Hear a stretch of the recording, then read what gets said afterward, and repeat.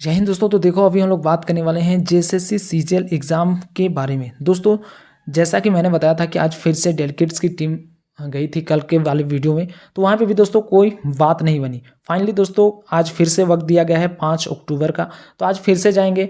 Hope कि आज फिर से वही रिजल्ट सामने देखने को मिलेंगे, क्योंकि दोस्तों आयोग अपने पे अड़ी हुई है। जो भी एविडेंस दिखाए जा रहे हैं, जो भी अध्यापकगण उन्हें एविडेंस दिखा रहे हैं, वो एविडेंस उनके अनुरूप नहीं पाई जाती, जिससे कि वो एग्ज़ाम को रद्द करें या फिर कुछ और एग्ज़ाम के बारे में सोचें। वो सीधे सीधे अपने पे अड़ी हुई है। सीएम सर से भी आग्रह किया गया कि एक बार आके इसमें हस्तक्षेप करें, बट सीएम सर को भी उतना फुर्सत नहीं मिला चुनाव से कि आके इस पर हस्तक्षेप करें। फाइनली दोस्तों आयोग अपने पे अड़ी हुई है और कुछ भी बात बोलो तो ये मानने को तैयार नहीं है। इसे कहा जाता है दोस्तों डिक्टेटरशिप, तानाशाही व्यवस्था, जो कि आयोग के ऊपर डेफिनेटली देखने को मिल रहे हैं। ठीक है दोस्तों, इस वीडियो में जानेंगे कि रद्द कैसे होंगे एग्जाम। ठीक है, चलिए दोस्तों वीडियो स्टार्ट करते हैं। देखो दोस्तों, सबसे पहले तो मैं बात करना चाहूँगा कि यहाँ पे जैसे जो डेलीगेट्स की जो टीम गई थी ना, सबसे पहले जैसे जेएसएससी ने साफ तौर पर बोल दिया है कि अब वो जैसे कि आंसर की आ चुकी है, तो वो आंसर की के लिए ऑब्जेक्शन सर्टिफिकेट ऑब्जेक्शन के लिए अप्लाई करने का है। जो भी भाई बहनों को अप्लाई करना चाहते हो आप लोग अप्लाई कर सकते हो। तो वो ऑब्जेक्शन होने के बाद में दोस्तों फाइनल आंसर की आयोग बढ़ेगी। इसका मतलब कि जैसे कि आयोग ने बोला था कि वो अपनी प्रक्रिया की ओर बढ़ेंगे। आप लोग को जैसे मर्जी जो करने हो आप लोग अपनी प्रक्रिया की ओर बढ़ो। तो दोस्तों मैं सबसे पहले तो मैं यही कहना चाहूँगा कि जो आंसर की अभी जो फाइनल आंसर की आएगी, उसके बाद में मे भी चांस है आयोग जब मर्जी हो सके वो रिजल्ट भी पब्लिश कर दे।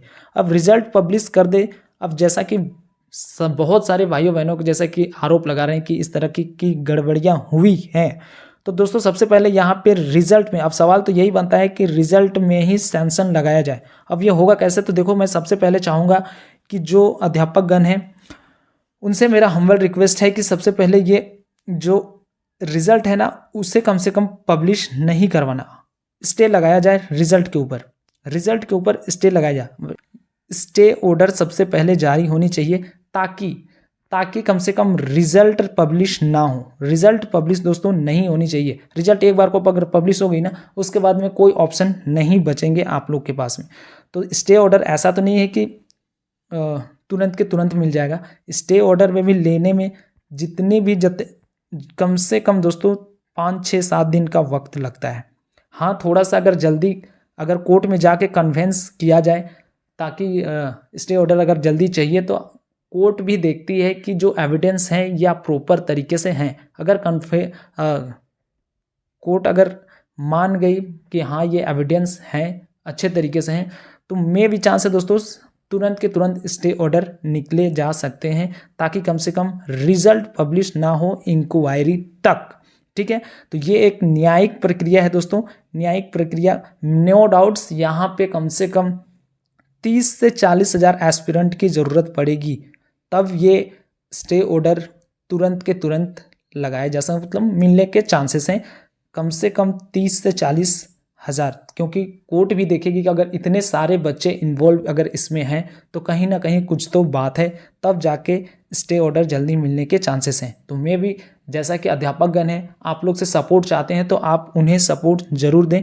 क्योंकि सबसे बड़ा सवाल है कि आप लोग के अभी जैसे तो जैसे जैसे चल रही ना, अपने रिजल्ट को ही इसके बाद में पब्लिश करेगी। इसके बाद में एक फाइनल आंसर की जारी हो जाएंगे, उसके कुछ दिनों बाद में दोस्तों रिजल्ट भी पब्लिश कर दी गई। तो उसे रोकने के लिए सबसे पहले स्टे ऑर्डर लगनी चाहिए, सैंक्शन लगनी चाहिए। ठीक है, उसके बाद में दोस्तों बात की जाएगी दोस्तों, जैसा कि मैंने पिछले वीडियो में भी बोला था कि जब घी अगर सीधी अंगुली से नहीं निकलती है तो उंगली जरूर टेढ़ी करनी पड़ती है। तो वैसे में जैसे जो भी छात्र नेतागण हैं, जैसे पिछले बार इन्होंने अपना जो दमखम दिखाया था और जिस तरीके से जो पेपर लीक की जो घटना को पकड़े थे, मैं चाहता हूं कि फिर से एक बार आप लोग छात्रों के हित के लिए वो कार्य जरूर करें। क्योंकि जो भरोसा है जैसे अगर न्यायिक प्रक्रिया से नहीं हो रही है तो आप लोग को आगे आना चाहिए, जैसे कि पिछले बार आप लोगों ने दिखाया था, जरूर आगे आए। अब ऐसा तो नहीं है कि फिर से इन्हें भी प्रॉपर एविडेंस की ज़रूरत पड़ेगी, तो मैं चाहूँगा कि वो जो एविडेंस वगैरह है इन्हें भी दिखाया जाए, ताकि ये लोग अपने स्तर से काम कर सके। क्योंकि अभी इम्पोर्टेंट वही है कि जिस भी तरीके से काम हो आप लोग के काम होने चाहिए। फिलहाल जो रिजल्ट वगैरह या फिर एग्ज़ाम रद्द कराने की जो प्रक्रिया है वो होनी चाहिए। सबसे बड़ा मुद्दा यही है। फिर चाहे वो अध्यापक गण करे, न्यायिक प्रक्रिया से हो या फिर छात्र नेता के तरफ से हो, दोनों में से कोई एक हो, छात्रों का भला होना इसे में इम्पोर्टेंट है। सबसे बड़ा मुद्दा यही है, ठीक है।